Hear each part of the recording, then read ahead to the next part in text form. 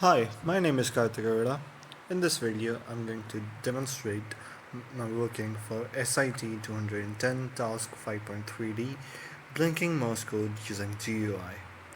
The objective of this task is to make a GUI application for displaying the Morse code by blinking it on an LED, and to create a more complex GUI application from what we made in Task 5.2C.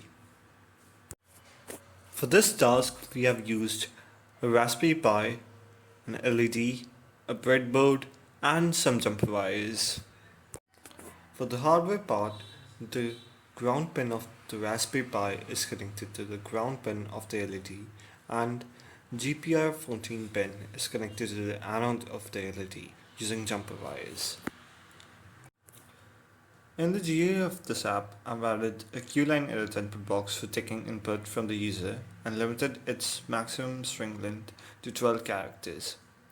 I've also added a button that when clicked would convert the current string input in the QLine edit input box to corresponding values in Morse code and display on the label just below the QLine edit.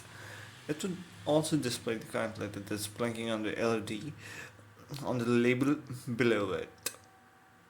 Coming to the code flow, in this code part of this task, I've created multiple classes and called them in the main.py file following the object-oriented approach. I've made three classes, namely the LED controller class, the Morse class, and the UI Morse GUI class. The LED controller class has two methods, namely blinkDit and blinkDAF. The blinkDit function blinks a dot using the LED, and the blinkDAF functions blinks a dash using the LED.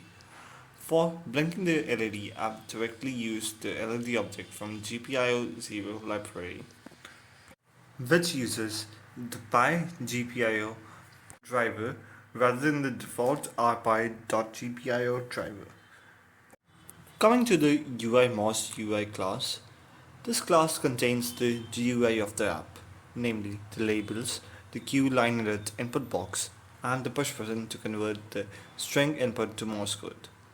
The class contains three methods, which are setupUI, retranslateUI, and convertButtonClicked. The convertButtonClicked method is called when the convert button is clicked and the event has occurred. Now let's take a look at the Morse class. In this class, I've made a dictionary to store all the values of the alphabets and the numbers and the space symbol as well. I've also declared the unit of time for duration of dots and dashes. It contains two methods, translate and blink later. The translate function takes in the phrase and returns the string as an output. The blink letter function checks for the letter to be blinked and checks if it's there in the dictionary. And according to the Morse output of the said character in question, it displays dot or dash via the LED, or if it happens to be a space between two words, LED says for 7 times the unit time, which happens to be the duration of word space. Let us come to the demonstration of this task.